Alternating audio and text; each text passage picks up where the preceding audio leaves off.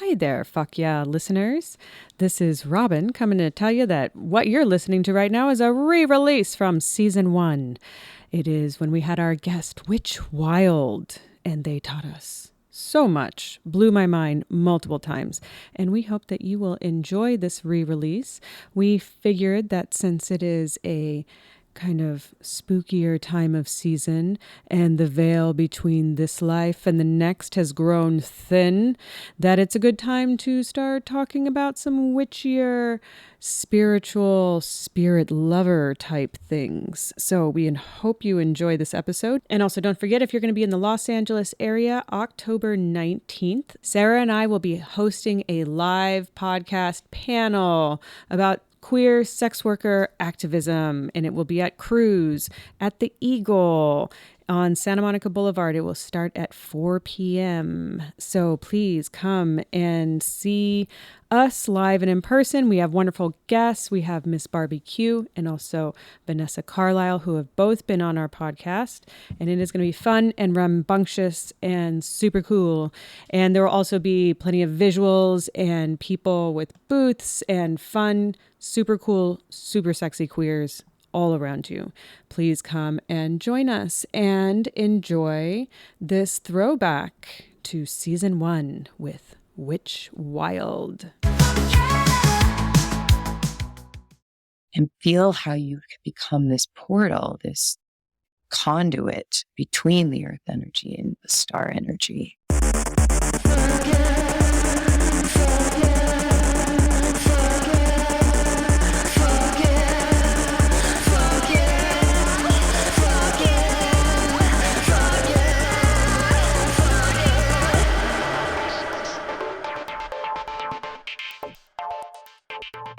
Hello, and welcome to Fuck Yeah, the podcast where we say fuck yeah to sex magic.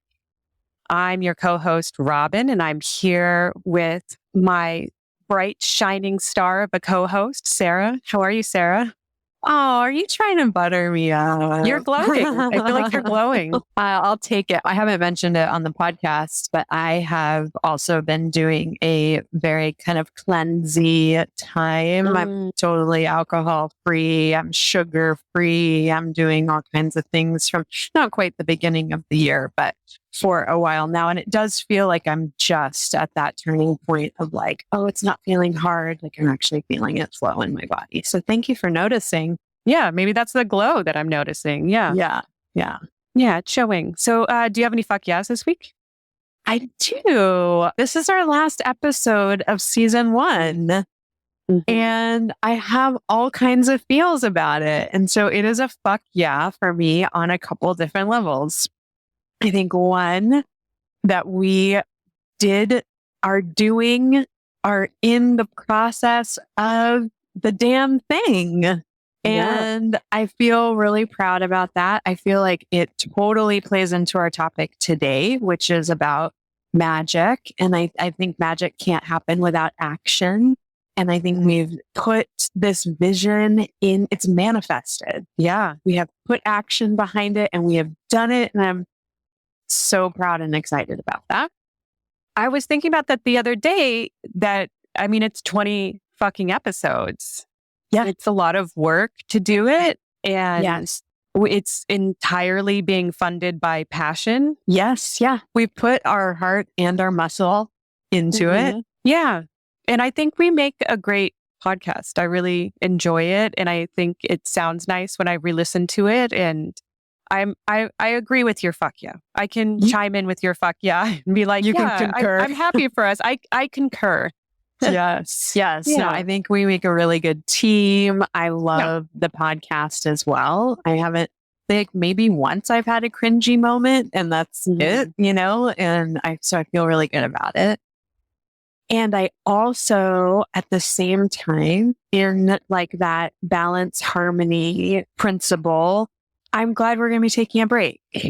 And so that's like equal parts fuck yeah for me of like my life when we started this was just structured really differently. I've taken a really big job with Love Honey, which is an awesome sex toy retailer, lovehoney.com. People should go check it out. It's like a lot of work to do a podcast, a full-time job, single momming, and, other projects that we work on as like hustles. And so I'm so excited about that moment of rest and for us to come back together and then revision and set our intentions for season 2.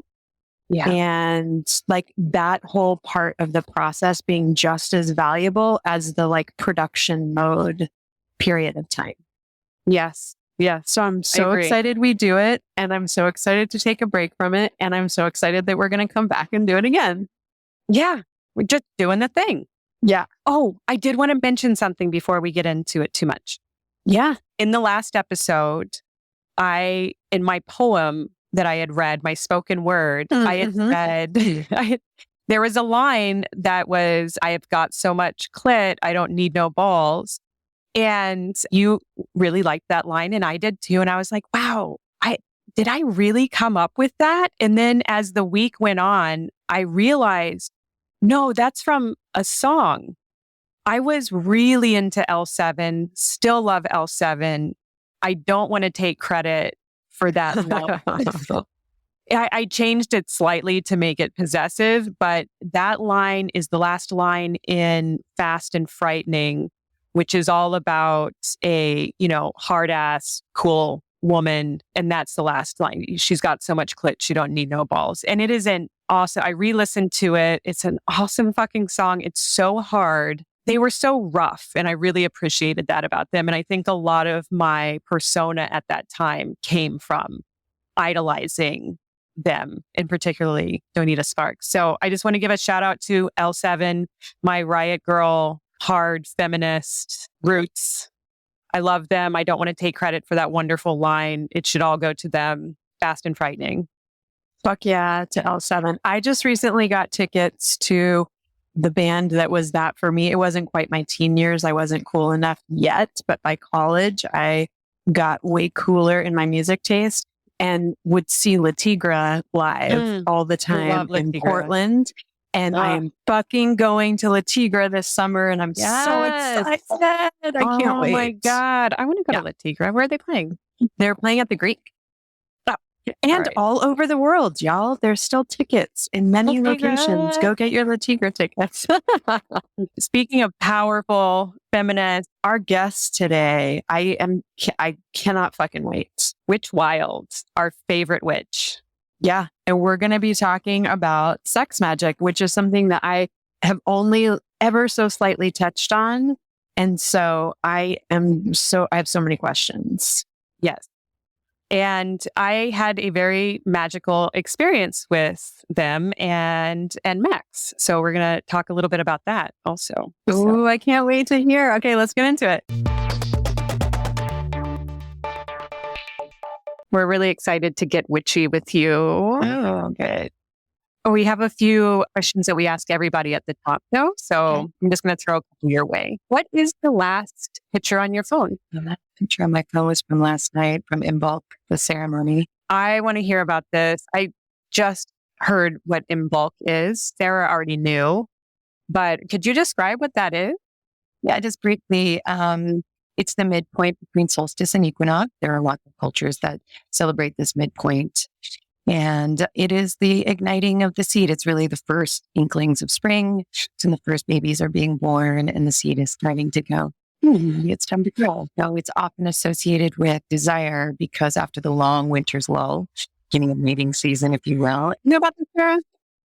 I did. I mean, I think that the solstice points of the year are much better known, but it was probably a few years ago that is it like quarter years is kind of how we think of them compared to the Gregorian calendar. They're like much juicier than than some of the other celebrations we have, I feel like. Because most of them have been co-opted. So they were pagan rituals, and then Christians couldn't get the pagans to stop celebrating. So they just adopted them. So, like Christmas and Easter is a really funny one for me because Easter eggs and Easter bunnies, and most Christians don't think about the fact that it's fertility and how does that relate to the death. And I mean, it does in terms of the rebirth of Christ, right?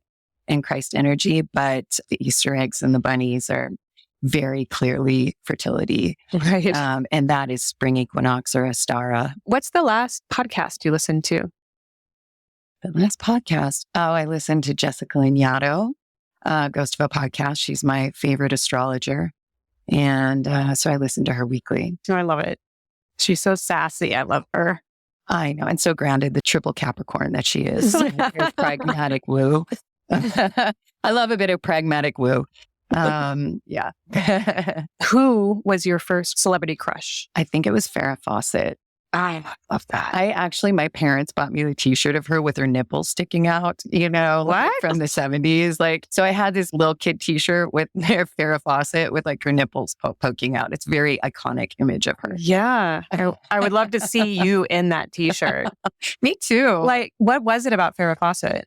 Maybe it was Charlie's Angels. I think it was maybe that they were these wild women like chasing and down criminals in their sexy way and kind of empowered women to some degree. I mean, when we look back at it, it's clearly created by men, for men in a way, but also there was this empowerment aspect. And, it was right around the same time that Wonder Woman, the Bionic Woman were happening. Right. And so we were getting a lot of that sort of power women energy.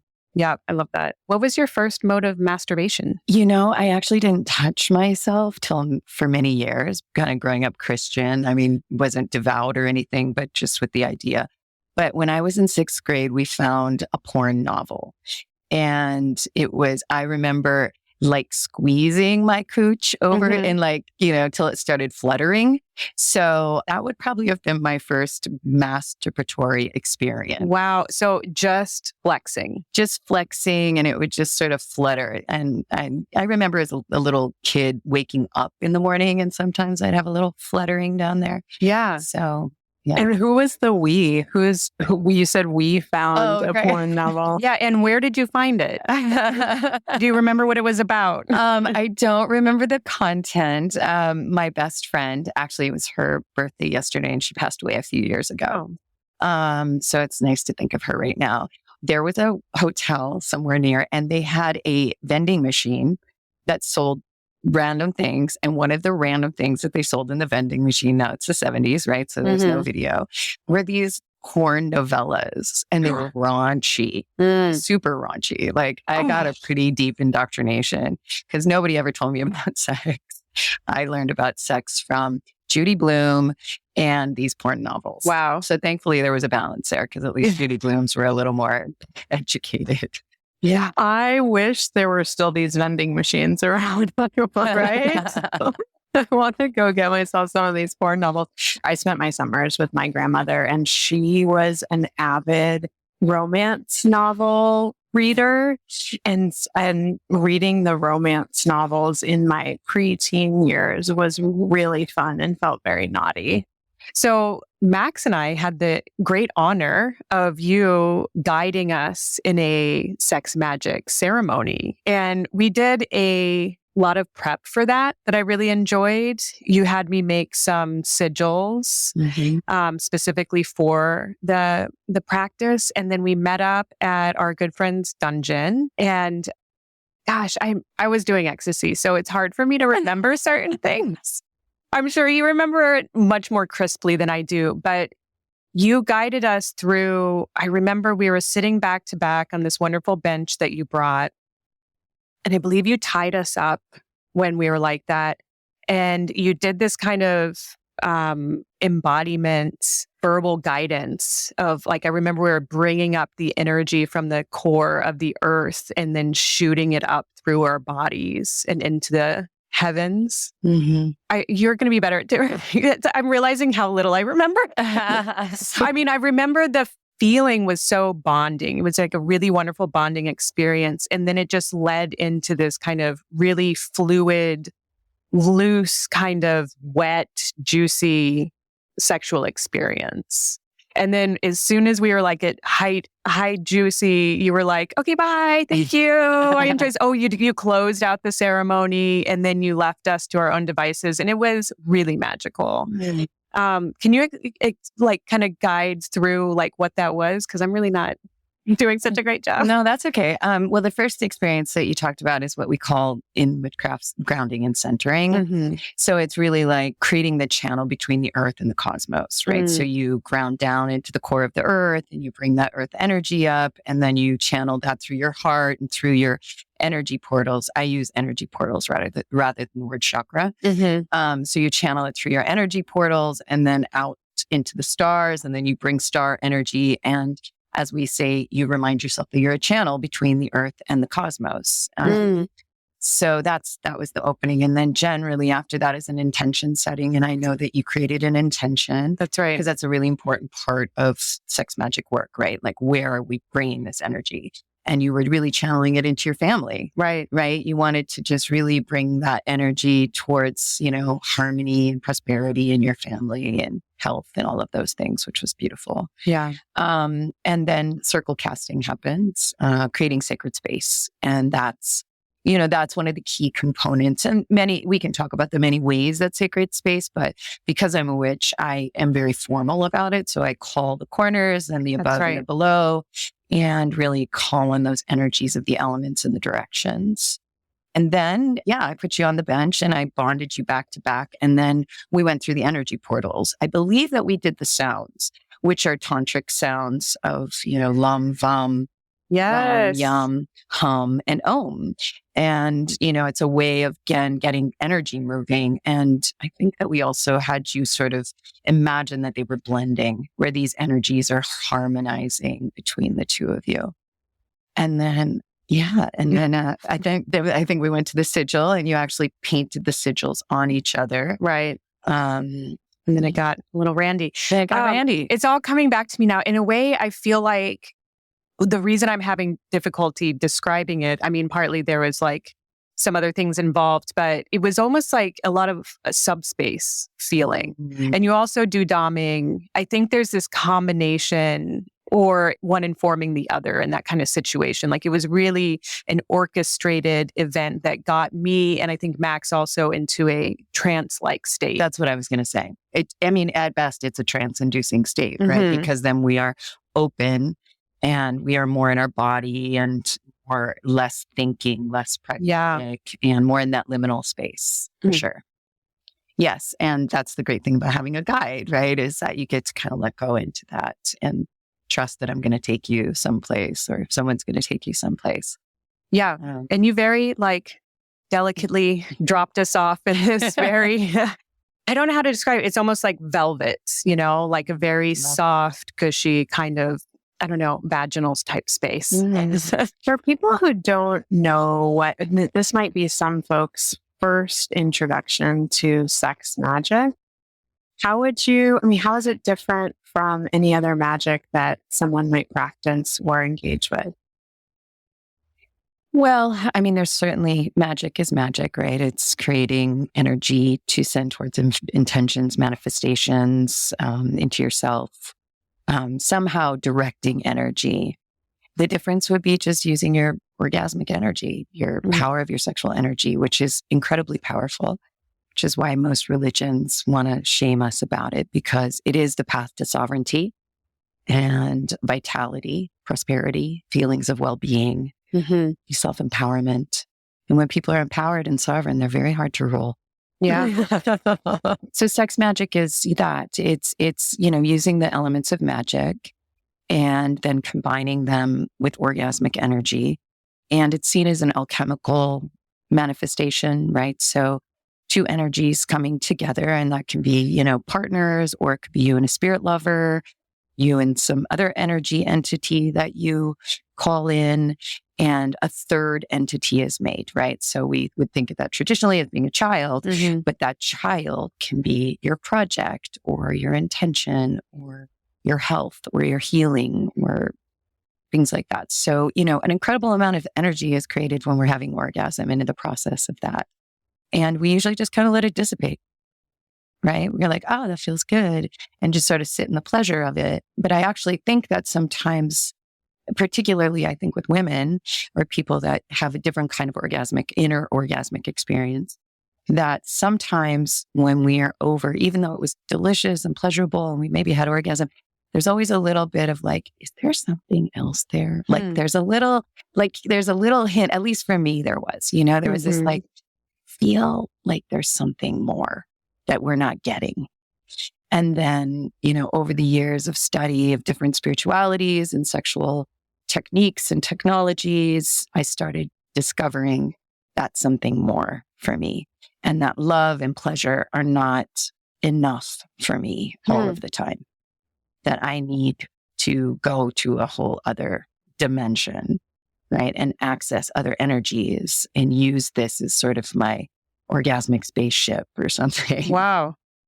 All right. So I feel like I'm hearing two different things, not contradictory, of course, but there's one, the using sex magic or experiencing sex magic as a way to emphasize magic for your intentions. Like you set an intention and you can really like juice that up with your sex power. Right.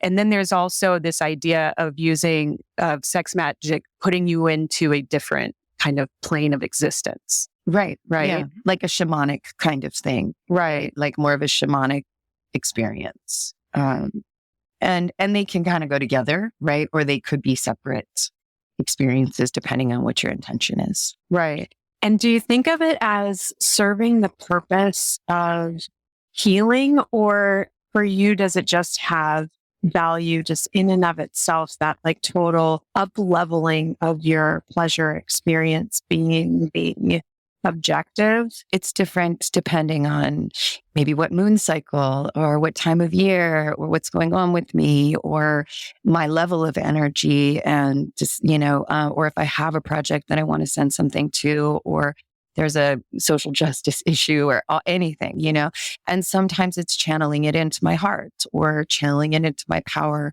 and just healing that way as well. And it really can be used for anything in essence, and has been used for nefarious reasons as well, right? I don't know it firsthand, but, many people believe that kind of left-handed magic or dark magic stuff is also often sex magic work. So it can be used however one is inclined. The longer you practice, the more areas that you'll want to try and discover, and that will also be channeled to you, right? So like, I don't always just think of it. I kind of ask spirit, like, where are we going? What are we doing with this? So how do you go about that if you're wanting to ask spirit where you're going, and then how do you ask the question and then what happens? For me, I'd probably do a short meditation. Okay. Before, and just like sit and start my meditations like I usually do, which is calling in spirit and sort of great mother energy. And then I would just say, what's important right now? Where should I allow this energy or direct this energy towards for my life? And, images come up or ideas come up because I'm just taking a time. I mean, I would say most of the time I have an idea of what I want to do with it. But not always. And sometimes I just channel it down into the earth because the earth needs so much healing. That's so interesting. We've been talking a lot on the podcast about embodiment. And I feel like this is taking the idea of embodiment into this spiritual universe level, taking like a real embodiment experience like orgasm and going into the astronomical, literally size. You're talking about the earth and the universe. I mean, that's next level. Yeah. Like sometimes I imagine that I'm consorting with Mars or Venus, things like that. So taking it to that level. Yeah. Wow. That's really exciting. Not always. It's really, it's like, you just, I don't know, like I haven't thought about it on that level. I'm really trying to now in my life get outside of the patriarchal structure. And that feels very like, oh, I'm getting into this new level with my sexuality. But what you're talking about, it's like, holy shit, I'm just trying to get into my body, but then to get into your body to the point where you're shooting out of your body. Yeah, where it becomes a vessel. Yeah. How were you called to this work? Well, I mean, it's in my astrology, first of all. So, You were born to do this. I was, according to my astrologers, and now that I understand my chart, absolutely. And not only called to it in a personal exploration, but called to it to take it to the public, bring it to people. Yeah, I have my Mars and Scorpio in the 5th house, which is kind of sex for procreation. But, Mars is there and it's a Scorpio. So he's like, well, let's get it on in a deep and dark way. And then my Sun and my Mercury are in the 8th house, which is the house of sex, death, and rebirth, which is really my work. So I call myself an 8th house witch. And then my Venus is in Aries in the 10th house. And she very much she's like a warrior energy and very much wants to bring it to the public because the 10th house is like your career and your public offerings. The last astrologer actually said, when I look at your chart, if this were a thing, you would have been a priestess in a temple and people would have come to you and learned the sexual mysteries, the mysteries of death. You definitely give me priestess vibes for sure. Well, in the witch tradition that I was, trained, we call it priestessing. Instead of being a priestess. I mean, so, I'm telling you that what she told me, but I don't see myself as a priestess. I do priestess things. Like I priestessed involved last night, but with other, people. So we were all priestessing the ceremony. Not that I judge people that use the term priestess, but for me, that's just a label that feels it feels a little gendered for you. It does feel gendered. Thank you. I appreciate that as well. But it's just, I don't know, monikers like that too. They come with a certain amount of responsibility and maybe some, hierarchy.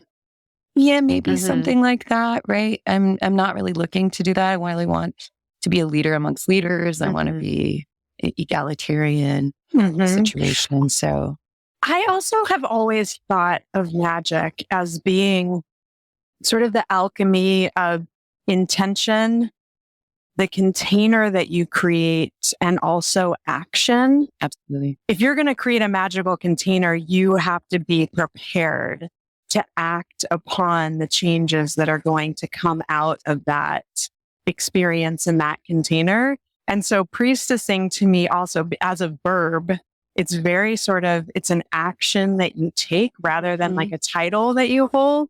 So I feel like that's sort of a magical reframing of that concept. Yeah, I agree. Yeah. Did anyone introduce you to magic or you just discovered it on your own? You studied it or?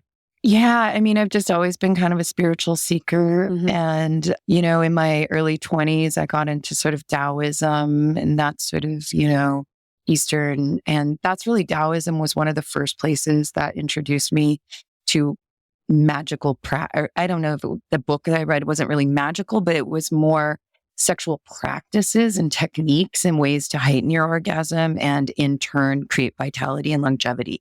So a lot of times the Taoist practices are around longevity and vitality.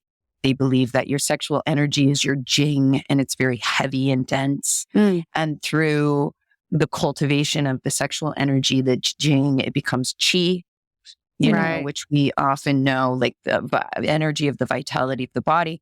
And then through working with the vitality and the qi, then you create the shen or the sort of etheric body.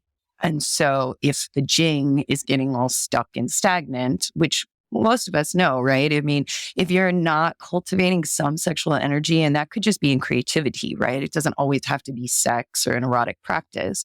Because creativity itself is a kind of erotic practice, procreative practice. Right. But if it gets stuck and stagnant, then their energy is low. Maybe they're more depressed or more in an addictive phase or things like that come out when we're not really fully engaging with our whole being. Right.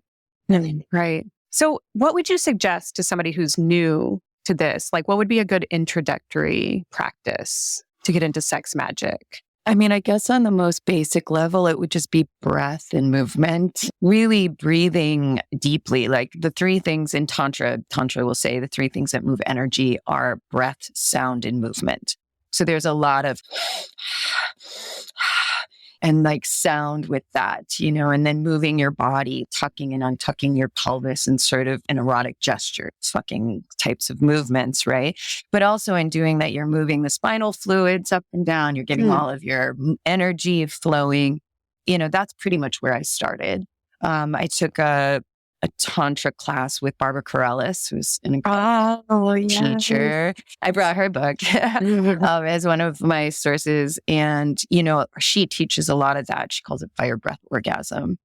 And that can just be a simple way to just start to feel the energy flowing, because you can't really do this if you're not breathing, you're not moving, and you're not making any sound. Right. And again, in our culture, we tend to do a lot of that. We don't want to make too much noise or breathe too much, or we look weird or things like that. You know, to get into sex magic, you got to let all that shit go. Right. I also do a lot of body work and rehab stuff. And a lot of people have trouble breathing, tend to be shallow breathers in our culture.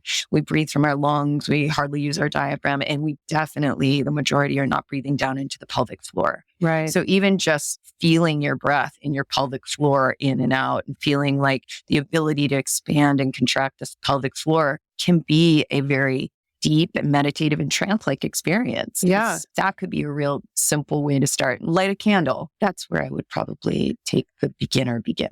It's so interesting to think about the natural sexual movements that we end up doing as a way of moving our energy around, and then to exchange that energy with other people or with spirits.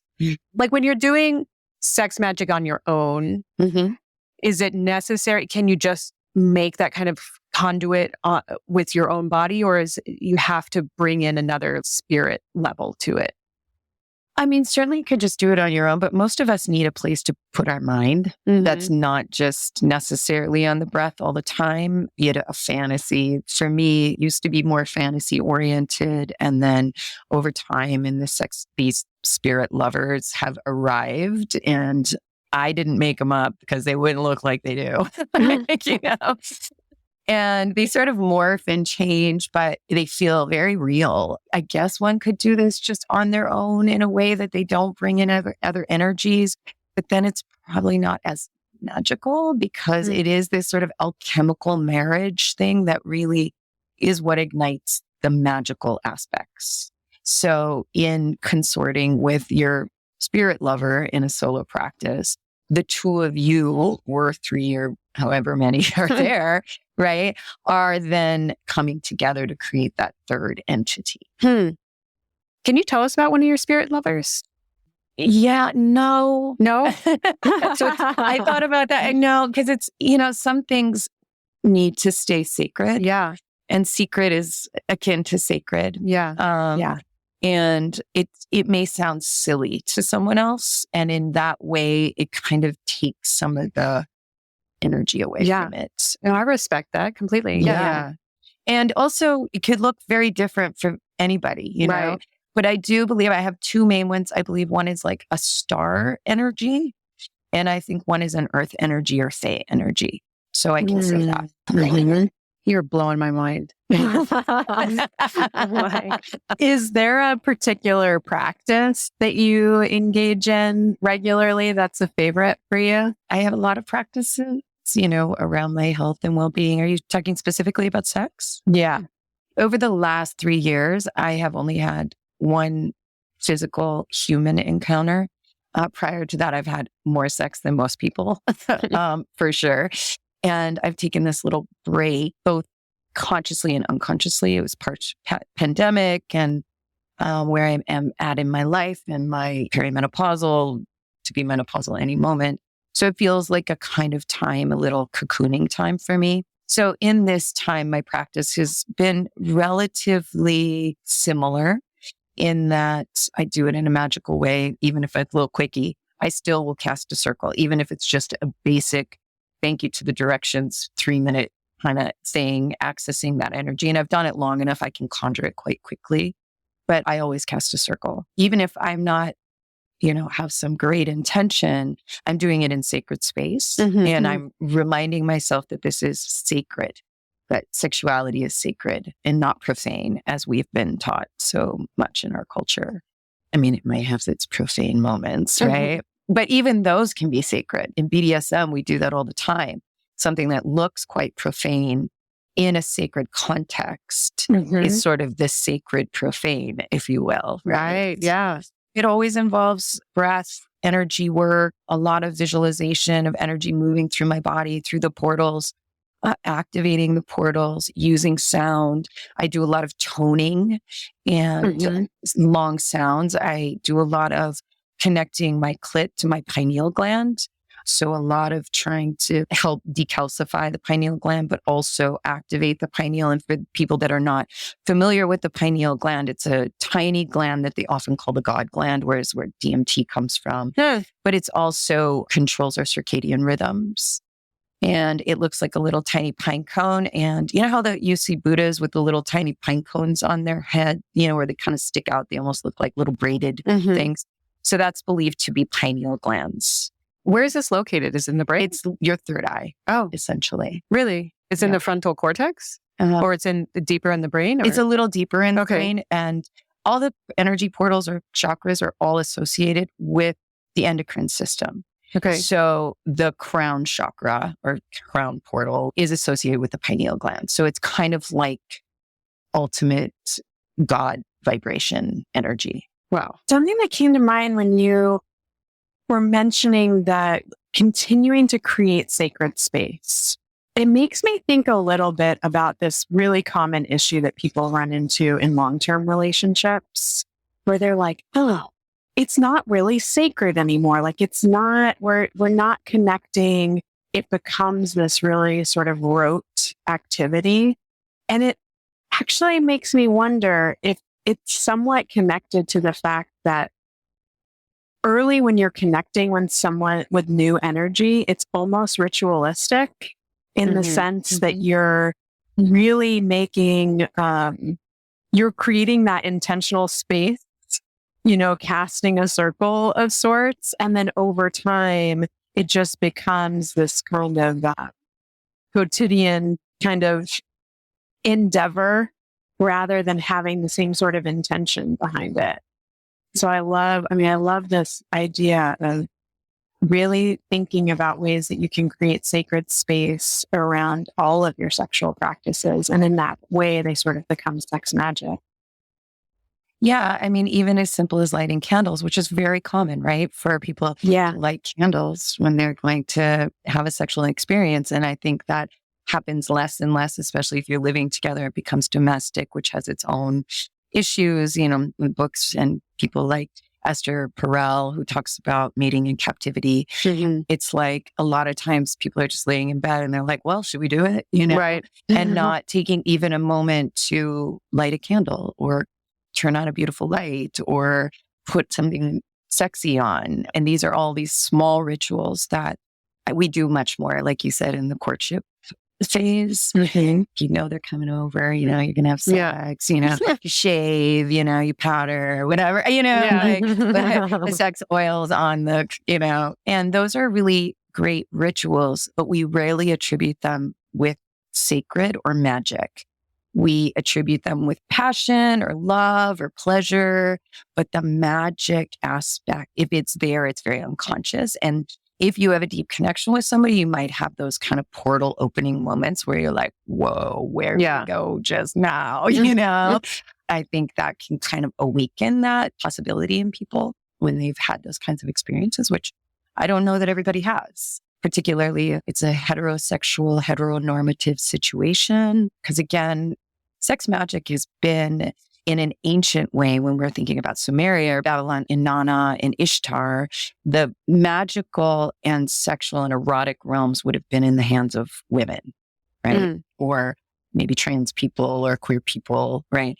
And now in our patriarchal society, men think they're the teachers, but it's so easy for them to get off. And so we need to teach them what we need usually, but there's not a lot of space for that. And there's a lot of, I've experienced in my, like the heterosexual relationships that I've had is pushback on that, like not wanting to take the time or feeling inadequate if I wasn't satisfied with just the old in and out. Right. Even with sex toys, sometimes with people, like, why do you need that? Isn't my dick enough? You're like, actually, it's great, but no. If you really want me to come, like, I got to get my vibrator out, or I need more foreplay, or I need to make some crazy tantric noises. It's actually very challenging for me to find lovers that can meet me on the level. Especially with all the Dom work, 20 years of being a Dom. I mean, I'm still a Dom lifestyle. When you get to a level, and I hate to use this word, but of mastery, if you will, then you always end up being the teacher. Yeah. And I'm kind of over that too. Like I like teaching other people, but I've been the teacher in my relationships so much. And I'm just like, I'm trying to draw in someone who's been doing similar work. But for now, I'm very happy with my spirit lovers. So it's okay. Yeah, it sounds like it's working out. We had someone on, Tina Horn, who has done a fair amount of sex work, and she was sharing something similar around, once you're priestessing around this, there's a pretty low tolerance for you coming with questions, at least in terms of your own lovers and people you're engaging with. I love the idea of not just creating a sacred space between other humans, but with yourself and these spirit lovers and everything, that even a quick masturbation is going to involve this level of spirituality and sacredness, like really treating that part of your life. And I imagine you treat other parts of your life this way also. But there is something really special about sexuality that is so uncommon in relationship to many other things that we do. So I think that's really wonderful to not let it slip into commonality And banality. Banality. Kind of, yeah. And that kind of mundane.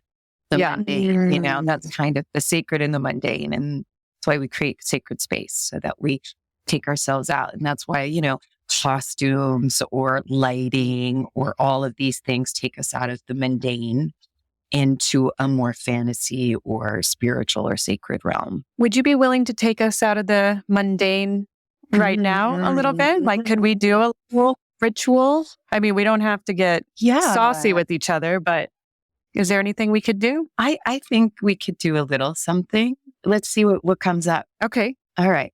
The first thing is to consider an intention. And again, it can be as simple as like directing the energy towards your heart, or toward your healing, towards ease or something like that. So you just want to close your eyes and just connect into your breath. Just noticing the breath in the body and where you can sense the breath in the body. And can you perhaps feel it down into your pelvic floor? The subtle expansion and contraction that happens with the breath. And then we'll start with some grounding and centering. So we create that channel so that we can work with the stars and with the earth. So imagine the place, your perineum, it's called, if you don't know where that is, and you're a person with vaginal opening and an anal opening, it would be right between. And if you're a person with a penis and an anal opening, it would be between. So it's that middle spot. So if you can get a sensation of your perineum and feel it enlivening, energetic, warmth, light, movement. And then let that energy, like a root or line of light, let it drop down inside of the earth. And just feel what that feels like to just sort of plug down into the earth, into the soil below.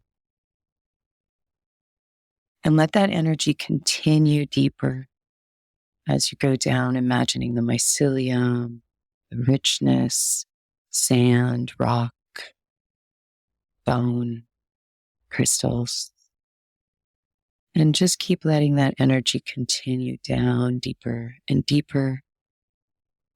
And as it continues down, start to sense the radiant energy of the center of the earth. And feel your root yearning towards that connection. And as your root taps into that, feel that enliven this connection that you've created, this root, this energy beam.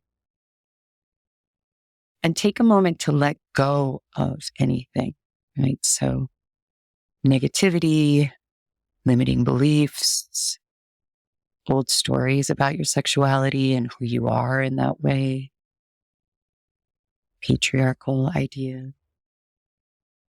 And just let the earth just burn them up, regenerate them, transform them, use the alchemy of the earth. And then feel that radiant energy coming back up through your root,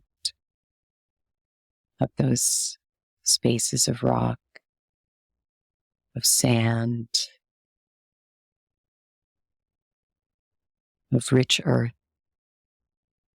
And then feel it come back up into your perineum and that light up your pelvic floor.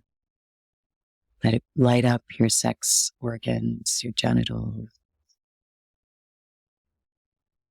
And let that glow continue up your body, and you can move them through the energy portals. So we just brought it into what is known as usually the root. And this is a red color, and the portals are a rainbow. And then you can bring it into your second energy portal, which is the sacral portal, and this is an orange or amber color. This is your creativity, your sexual power. And then let it come into the third portal, your power portal, your solar plexus, the energy of the sun. It's yellow in color. You feel that light up with that earth energy. And continue to breathe as you do this, right? Because again, we want the breath here. And if you're at home and you're doing this, you could do some movement, do some sound. And then we continue the energy up into the heart portal, which is green, place of love, of self-love, of love of partner, love of community. And then taking it into the throat, which is your ability to communicate and verbalize, sing and tone. And then bringing it up into the third eye, which is indigo in color. This is your intuition. And then sending it out the top, which is violet, the crown, your connection to the divine. And let that energy continue up into the atmosphere. Perhaps it's one chord or many, many, many chords. And allow these chords in your mind's eye to connect with the moon and the sun, planets and the stars. And this is the place of dreams, possibilities, other worlds. And let that twinkling stardust, planetary energy come back down those tendrils, those branches, those lines of energy, and back down into your body. And once again, taking them down now through those energy portals. And just feeling all of those light up, right? With this earth energy and this stardust energy. And feel how you can become this portal, this conduit between the earth energy and the star energy.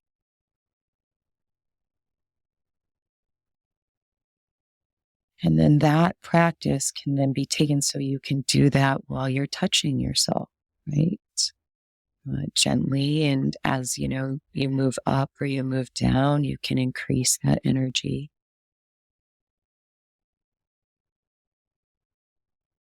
And then once you're grounded and centered, what I would do then is I may cast the circle before or after, but for those of you that are casting a circle, it could literally be as simple as just acknowledging the earth and the north, acknowledging the east and the air, the south and the fire, the west and the water, the above, the below, and the center. And so that you feel the elements and the directions here, creating this container space. And this is the place that you really call in the intention, or you call in the energies, because you created the room for them to be. It'd be like if you invited a guest and you didn't have a guest bedroom, right? Where are they going to be? You need to create this container so that they can say, oh, you created the room for me, and now I can come in and sit and be with you, or talk to you, or fuck you, or whatever it is that is going to happen in that space. And, you know, just to give more ideas, again, this is the time where sound is very important. And I'm just a big fan of just, toning, which is just, and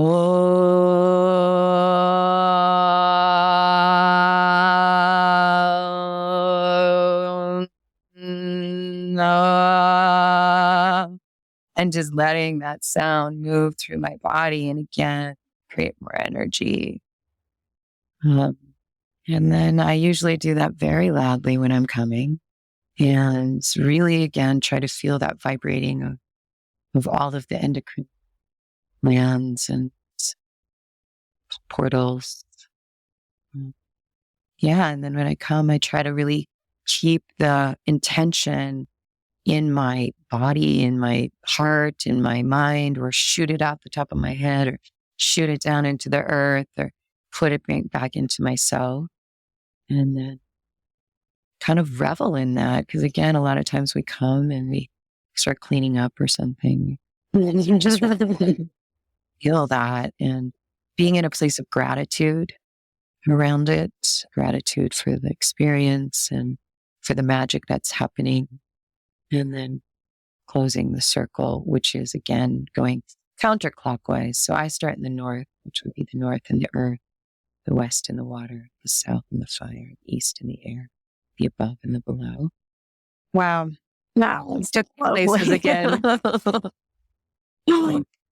I have this, I've talked about it on the podcast maybe once. I have this energetic block that I think I will now go back to this practice and listen to it because I've told Robin it was only when I was pregnant that I really felt a connection to it's not so much that I can't get into my root. It's that between the solar plexus and the root, it feels like an energetic dead zone. And there was something about, first of all, your reframing grounding is so juicy. Like it was so alive for me and warm. And the other element that really spoke to me is like, I've done a lot of grounding where like I pull earth energy in, but that creating the line and pulling the star energy to mix with it feels like it gets, what was the word that you used in the beginning to describe your early feelings? Fluttery. Fluttery. Yes. So I was like, oh, this like warmth and fire mixed with kind of the fluttery star energy is really, really good. But I felt in that grounding practice, there was just a little bit of breaking through that rock wall that I have there in that energetic dead zone. And so I'm really excited to do a little bit more exploration of that. I would also encourage you to connect with your sacrum. And sacrum comes from the word sacred. And like in Kundalini, it's where the coiled serpent. So this is like deeper sex magic stuff when you're talking about sort of Kundalini energy. So sort of really feeling that sacral bone and the energy there too, and how it connects to your spine. There are practices where you move that serpent, so the caduceus, which is caduceus, it's the symbol, the medical symbol, right? That we all know so well. And that is essentially Kundalini energy, right? The serpents crossing and that line, that post in the middle is your spine or the shooting of the energy. And then it usually has the wings, right? So it's the way to liberate the Kundalini, which is a health practice. Wow. And so maybe something for you around Kundalini, or again, connecting to your sacrum, working through some of this, like moving that energy in that way. If you connect to serpents, that's great because that's it is this serpentining energy. I am not a practitioner of Kundalini yoga or any kind of yoga. I use that word because, the understanding comes from that. But that energy can be called anything. Just name it for yourself. But you feel it when you connect into it because it's spinal into your brain to crotch to brain. Right. You know what I mean? Like it is that channel of the energy. And it actually does help, again, cognitive and energy and blood flow and all of that kind of stuff to visualize that energy moving. I love it. Thank you. Are there any resources that you'd want to share? Where can people find you or get into this sort of thing? Books to read? What would you suggest? I haven't found a lot of amazing books on this topic, but I brought a couple of books that are a couple of good starter books for people. Urban Tantra by Barbara Carellas. The book for me is a little dated, maybe a little 90s. For me, some of the language doesn't appeal to me, but the practices are solid and she's amazing. And I've taken a couple of workshops with her in the past and just feel really lucky to be turned on to that. So that's Urban Tantra, Sacred Sex for the 21st Century. And she talks about sex magic and using it for healing. And it's very simple to use. I've also brought this very simple book from a group called Pagan Portals that I just recently got. And the Web Path Center, it's called Sacred Sex and Magic. And it's super basic, but it's really kind of what we just talked about. And even though it's new to me, it was very affirming because the practice that they do is so similar to what I've been doing. And then a third book that I brought, which is more advanced and way more esoteric and gets way deep into sort of ancient sexuality and how different powers that be have held this from us and have purposely destroyed this information because it's so empowering, because it's so powerful. That is called The Sacred Sex Rites of Ishtar, Shamanic Sexual Healing and Sex Magic. And that's by Annie Dieu-Le-Veut, I think. So you'd say that. I don't agree with all of that she says either. She's got some weird ideas about gender and some other things that but it feels like that's the case for a lot of this stuff. And then for Taoism, Montauk Chia is probably one of the best known teachers for Taoist practices. I learned the clench and hold from him, which I think I also taught you in Max, which is a practice of kind of an edging practice where you get to the edge of orgasm and then you tighten up every muscle and you swallow and you roll your eyes back in your head and you hold it as long as you can and then start up again. And if you do that a number of times, your orgasm will definitely expand. The energy builds the energy. It's like one of those containers where you just hold the energy in so much that it becomes super sparkly or almost explosive or something like that. Another teacher, Carla Tara, I don't know if she teaches anymore, but she was a teacher for me. Annie Sprinkles, Sluts and Goddesses is actually a really kind of great video to watch for the real beginner, just to get inspired and goofy and wild and just claim it. Yeah. She's always inspiring. Oh, she's so good. Yeah. And I'm very much like her too. I'm an eco-eroticist. Like I very much have erotic experiences in nature. Well, this has been amazing. You've blown my mind.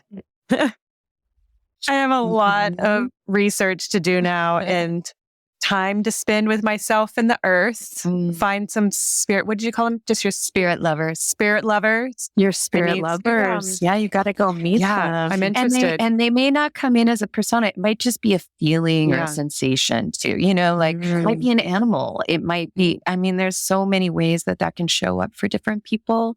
Might be a demon. Wow. Not against demons. A fairy. Yeah. Or a bunch of fairies. Oh. Well, we saved this conversation as our finale to season 1, and Wild, you have delivered. This was really magical. Yeah. Thank I you. appreciate it. I'm really grateful. And so to find me, I do this pretty privately for the most part, but on my Instagram, I am at Anastasia Barada, and you can find my movement practices and some of my ceremonial practices there. My more erotic Instagram is Witch Wilde with an E, like Oscar Wilde. I am developing a workshop on this that I'm doing kind of a, workshopping the workshop next week with a group of wild people in Joshua Tree, and they're going to help me sort of hone it. And then if it goes well, I think I might do it on Zoom because I think it'd be really interesting because people can turn off their cameras and they can either do it fully clothed and in a kind of not overtly sexual way, or they could get naked and try this stuff with themselves. So, that's in development at this point, but because I am recognizing that we need this, or some of us need this. All of us could use it. And the person that wrote The Sacred Sex Rites of Ishtar did say that she believes that a lot of the violence and like deep perversions, things like pedophilia and whatnot, are because we have had this sacred element taken. And so it is just distorted sexuality, especially for men, and doesn't have a context or a place to channel that energy. So it becomes destructive. And, I think it's something to consider. It may not be the whole story, but I think there's something to that. So more love, more sex, more magic. Fuck yeah.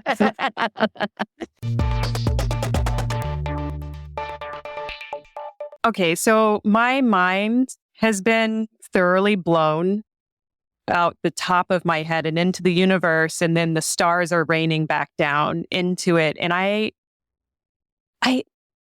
kept feeling really at a loss for words during that interview, because it was just everything she was talking about was so literally cosmic and magic on a level that she just takes it to a whole other level. And I didn't know how to talk about it.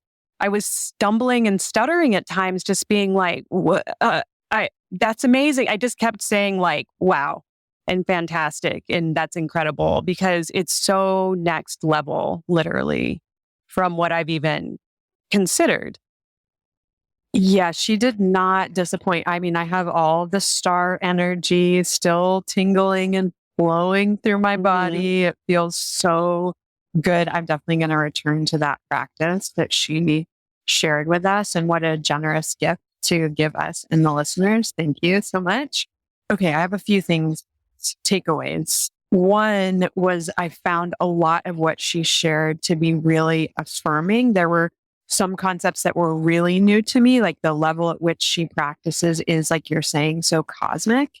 And then there were also some things that I was like, oh, this has been a practice that I've engaged in. And like, how awesome to see it reflected back from someone who just is like light years beyond me in their magical practice.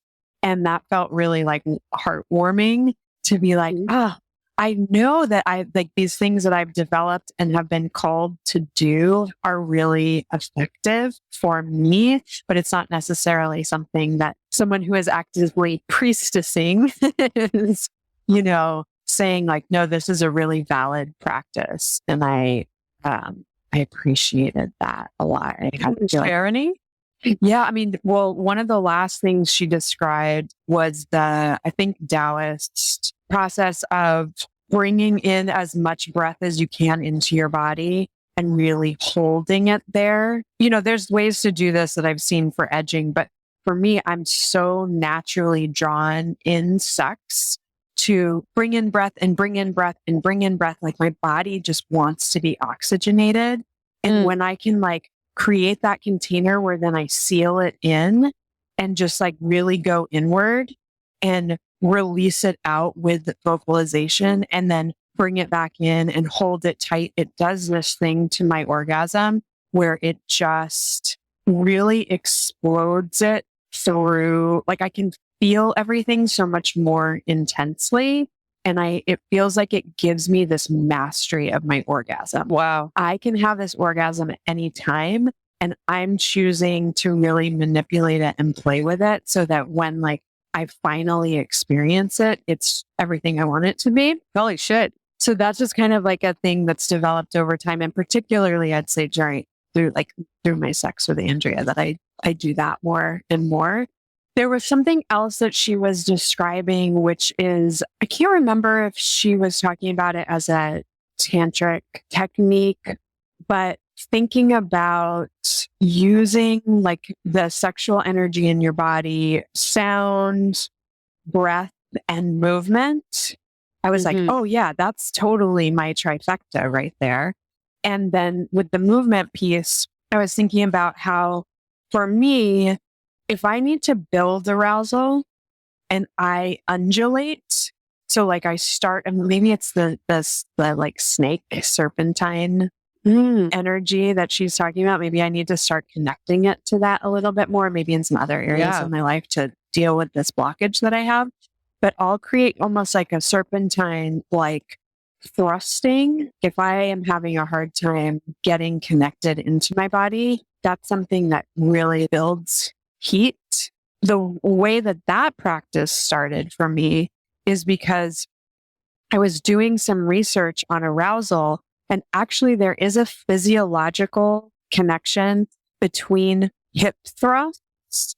They send a message to your brain, like, get ready for sex, because we are actually wired for pleasure and arousal. And, it's part of our reproductive system and all of that. So that was how I kind of came to that practice, is learning that there is this, I don't know if it's the reward system or just like pleasure pathway, that if you start thrusting, your brain goes, oh, you're having sex. I should send all the blood flow and the juices and all the things to your genitals so that we can create a good environment for, procreation. It's so interesting how what we're doing with our bodies can then inform what our bodies are going to do. And I do think that's like the energetic link, just us thinking about what she was talking about with the energy going down to the core of the earth and coming up and shooting out and everything. Because we're thinking about it, we're activating parts of the body. And whether or not the energy is actually going down to the earth and shooting up into the stars and coming back to us, it can feel like that is happening. And you make the reality in that way. And I think that's the magic, where you're combining the thoughts, the body, the breathing, the movement, and you are moving the energy around. Yeah. Yeah. I mean, I think that other piece that she was talking about in terms of the container, I think that magic without a container sort of dissipates. Whereas like the container allows you to act like, it's sort of like the breath, right? When you're holding it, you're like creating this container that increases the potency of the orgasm. I think that the container helps increase the potency, and then the intention is the thing that really directs it. And then your actions are the thing that manifests it. When we were doing that exercise, I forgot about my intention. And after the fact, I was like, oh, right, I had that really cool intention. And I feel like actually when you first start doing a practice, the intention, I don't want to say should, because that's not, do whatever the fuck you want. But in my case, I will say, I think when I start a practice, my intention needs to be, I would like to get to know this practice. Yeah, I want to get familiar with you. And that's my intention. Because I realized that the intention that I set was kind of lofty. And I think the lofty intentions are maybe next level. Whereas initially it's just like, oh, hey, let me get to know you. I lost my intention as well. I was just very into what she was saying and being in my body and feeling the feels. Let me tell you, that spirit lover thing blew my fucking mind. Yeah. I was not expecting that. That was new. I completely respected that she doesn't want to say who they are and what they're all about and everything. But that was the most fascinating part to me, where I was like, I want a spirit lover. I really appreciated her at least being open to share the concept, because I feel like there are a few people I'm going to call like as soon as this.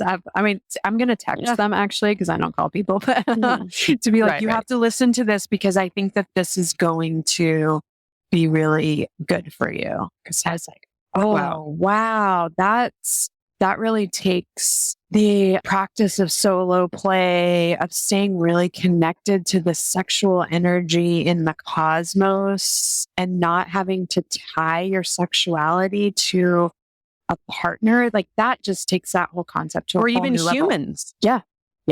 I love it. It's beyond humanity. Yeah. I'm just like, the fuck? Yeah, that was so very wonderful. cool. Yeah. So you feel like you know some people that maybe are having spirit lover experiences, but wouldn't necessarily define it in that way? No, I think that there are some people that I know who would like to be having more sex and are programmed, like I am, to think of sex as being something that is really entirely like a physical manifestation.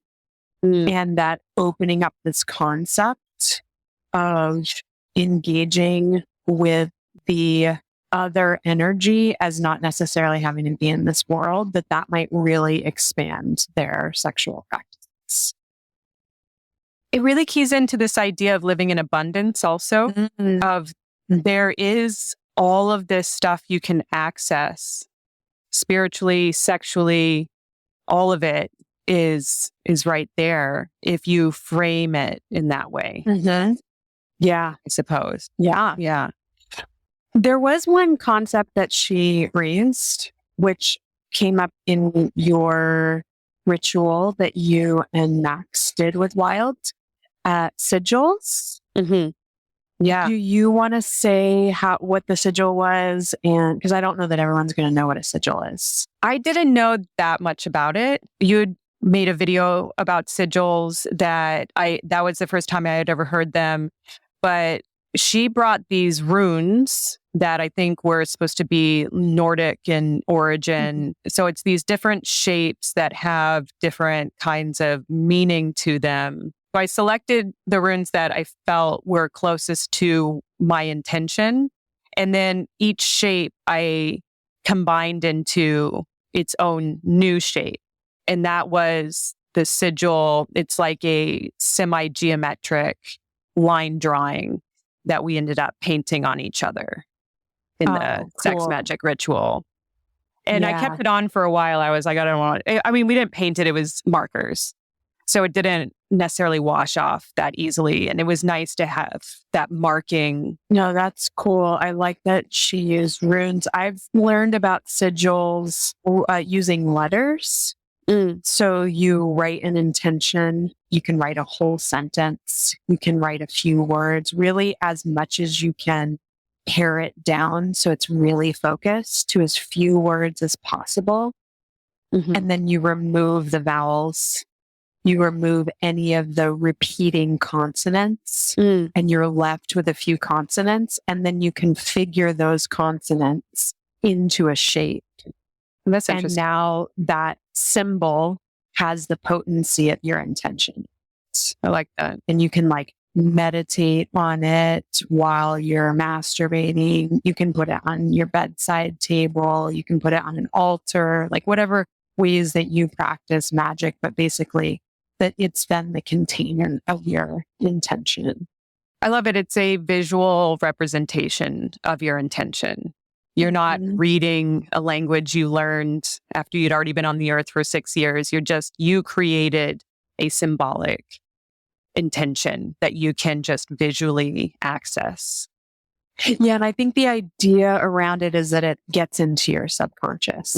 Right. Because symbols, our brain processes symbols in a different way than we do language. Yeah. So it's like all those things that she was describing of like getting out of your thinking mind and into your body. And there's, so many good avenues to explore from the things that Wilde shared. Toning, sigils, Tantra, Kundalini energy, Taoist practices. I know I'm missing some, but oh my gosh. She studied so much and then really took what speaks to her and has a really just mind-blowing sexual practice, magic practice. I enjoyed it a lot. I think it's a great way to close out this season. Such an incredible finale to this season. And I feel really good about leaving it there for a minute, and letting that really set in for folks. I would love to hear from listeners how that ritual affected them. If you felt something from that, if you're utilizing that practice. Yeah, please send us your stories, your fuck yeahs, what you thought about that practice, anything that you emailed to us between now and season 2. When we come back, we would love to share, live, quote unquote, on the podcast. So be in touch. We're at fyeahpod@gmail.com. or at fuckyeahpod on Instagram and TikTok. Yeah. And let us know who you would like on the show. Maybe it's you. Maybe it's an educator or someone you know or whoever that has a really interesting story or perspective. We're here for all the learnings and all the feels. Yeah, we really can't wait to come back for season 2. We have I just pulled it up. I'm looking at it now. This list of potential guests who we're going to be reaching out to is bigger than my phone screen. So it's going to be really good, y'all. Yeah. We can't wait to see you again on the pod in 6 weeks. Fuck yeah.